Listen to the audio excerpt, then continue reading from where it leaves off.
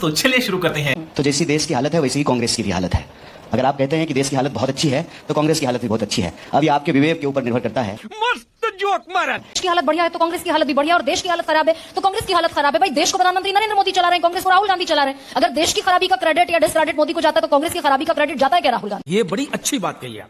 भाई पांचवी अर्थव्यवस्था देश बना ना, 4.2 ट्रिलियन इकोनॉमी सर देश बना ना, नहीं बना। कन्हैया इमरजेंसी जिस दिन लगी 25 जून 1975, चले इमरजेंसी में वापस। हाँ चलिए ना, एकदम चलिए। तो आपके बाल जो है काले हो जाएंगे वापस। नहीं नहीं, अब मुझ पर व्यक्तिगत टिप्पणी की बात नहीं है। नहीं, that's wrong। आप इतिहास में जा रहे हैं, कन्हैया एक चलते हैं सेकंड, इमरजेंसी, चलते हैं इंदिरा जी के पास, चलते हैं नेहरू जी के पास। ये कोई बात है?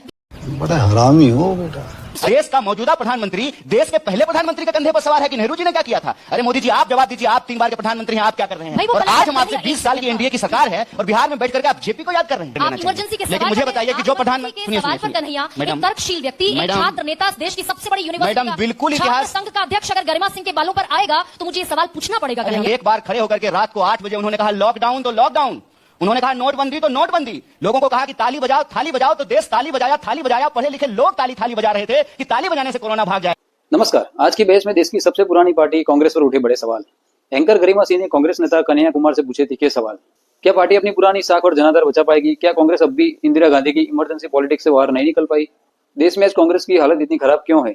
तेज सवाल, कड़े जवाब और सियासी हकीकत की खुली किताब, जहां चर्चा हुई कांग्रेस की गिरती सियासी स्थिति और जनता में घटते जनाधार पर। क्या कांग्रेस अपने पुराने गौरव को वापस ला पाएगी? गरिमा सिंह के तीखे सवालों के आगे कन्हैया कुमार कैसे संभाल गई कांग्रेस का बचाव? देखिए रोमांचक और टकराव से भरी राजनीतिक बहस। इस बहस पर अपनी राय कमेंट सेक्शन में जरूर बताएं। वीडियो को लाइक, चैनल को सब्सक्राइब करना मत भूलिए, क्योंकि आपका यह समर्थन हमारे लिए बेहद ही खास है। तो चलिए शुरू करते हैं इसकी मेन डिबेट। भारत दुनिया का सबसे बड़ा कर्जदार देश बन गया है। चोर की चौकीदारी में चौकीदार ने देश को सबसे बड़ा कर्जदार बना दिया है। और ये चोर जानते हैं कौन है? दोस्त है साहब का। और मैं यह बात दावे के साथ बोल रहा हूं, ना मेरे पिताजी प्रधानमंत्री थे, ना जो है मेरा कोई दोस्त जो है वो अरबपति है। खुल्लम खुल्ला आपके कैमरे पे प्रश्न लिख करके तो मैंने आपको नहीं दिया है ना, कौन सा हम प्रधानमंत्री हैं, कैसा काम करेंगे आपके साथ। तो प्रश्न आप पूछ रही हैं, जवाब मैं दे रहा हूं और खुल्लम खुल्ला ऑन कैमरे कह रहा हूं कि वोट चोरी से बनी हुई सरकार जमीन चोर होती है। बिहार में 1 रुपए एकड़ में लेमन जूस हम लोग खाते थे बिहार में, पता नहीं आप खाए हैं कि नहीं खाए? हमने भी पश्चिमी उत्तर प्रदेश में खूब खाया। 1 रुपए में अब लेमन जूस नहीं मिलता है। अदानी जी को 1 रुपए प्रति एकड़ के हिसाब से जो है जमीनें आवंटित कर दी गई। और जब यूपीए की सरकार थी तो असेसमेंट ये था कि वहां जो पावर प्रोजेक्ट लगेगा पीपीपी मॉडल पर, जिसमें सरकार की हिस्सेदारी होगी, असेसमेंट के हिसाब से लगभग 3 लाख करोड़ रुपए का मुनाफा होगा। अभी तो सरकार बनी भी नहीं है, अभी तो जो है भाजपा के मुख्यमंत्री हुए भी नहीं है। अभी तो सम्राट चौधरी जो है नकली डिग्री लेकर के सपना ही संजो रहे हैं कि कब मुराठा खोलेंगे, कब नीतीश जी छोड़ेंगे, कब भाजपा अपना मुख्यमंत्री बनाएगी। और अदानी को जमीन औने पौने दाम पे बांटना शुरू कर दिया गया है। तो वोट चोर सरकार जमीन चोर होती है। आप मुख्यमंत्री के चेहरे पर आ गए, सवाल आपसे अनगिनत हो सकते हैं। मैं तो जमीन पे था, सुनिए ना सर, बिहार के जमीन पे था।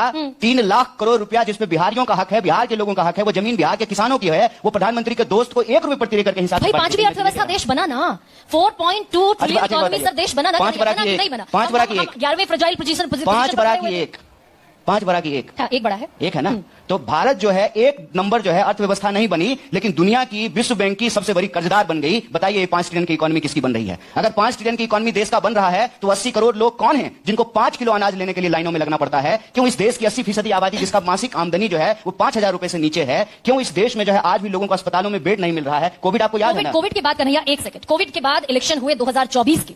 आप जो सवाल उठा रहे हैं मैं सारे सवालों को जायज मानती हूं। 80 लाख लोगों को मुफ्त राशन, देश का सबसे ज्यादा बड़ा कर्ज इस वक्त भारत के ऊपर होना, मैं सारे सवाल आपके जायज मानती हूं। आपने पब्लिक का मैंडेट देखा और कांग्रेस को ले आई पब्लिक 99 सीटों पर। इलेक्टोरल सिस्टम में आपको वहां तो चोरी हो रहा है ना, यही तो कह रहे हैं। फेयर मुकाबला करा के दिखाइए ना, यही तो प्रश्न हम भी कर रहे हैं। वहां तो चोरी हो रही है ना। यह सरकार चोरी से बन रही है। ईमानदारी से अगर सरकार बनेगी तो जो सरकार किसानों की जमीन चुराती है, जो सरकार डिग्रियां चुराती है, जो सरकार नौकरियां चुराती हैं, जो सरकार इस देश के खान खदान चुराते हैं, इसकी हत्या हो रही है। छात्रों को पकड़ करके बिना मुकदमे का, बिना ट्रायल का, बिना बेल का आप जेलों में बंद कर दिया। लेखकों की हत्या हो रही है। कन्हैया इमरजेंसी जिस दिन लगी 25 जून 1975, चले इमरजेंसी में वापस। हाँ चलिए ना, एकदम चलिए। तो आपके बाल जो है काले हो जाएंगे वापस। नहीं, अब मुझ पर व्यक्तिगत टिप्पणी की बात नहीं है। नहीं, that's wrong। आप इतिहास में जा रहे हैं, चलते हैं इमरजेंसी, चलते हैं इंदिरा जी के पास, चलते हैं नेहरू जी के पास। ये कोई बात है? अरे कल ही दशहरा मनाए हैं ना। सुनिए ना सर, कल ही दशहरा मनाए हैं ना। रावण जलाए हैं ना। सुनिए, कल रावण जलाए हैं ना, कल ही दशहरा मनाए हैं ना। तो रावण तो बड़ा चक्रवर्ती था कन्हैया, सारे युद्ध जीत लिया था कन्हैया। और इंदिरा गांधी ने बगैर कैबिनेट के अप्रूवल के इंदिरा गांधी ने इस देश पर इमरजेंसी लगाई। ठीक है। आप संविधान की बात करते हैं और मैं मेरी बात में गरिमा सिंह को पीछे रखती हूँ। विपक्ष पूछेगा कि नहीं, आपका नाम हमको याद हो गया, 3 बार आप अपना नाम ले चुके हैं। विपक्ष पूछेगा कि नहीं पूछेगा कि जिस संविधान की हत्या की बात करते हैं कौन विपक्ष है, पहले ही बता दीजिए।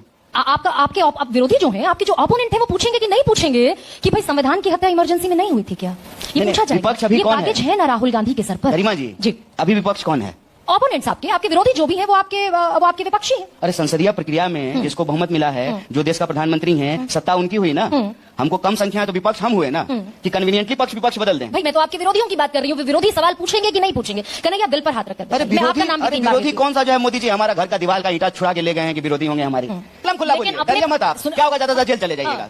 जेल बहुत अच्छी जगह है, घबराइए मत। बोलिए कौन पार्टी समर्थन वापस लिया? भाजपा, आरएसएस?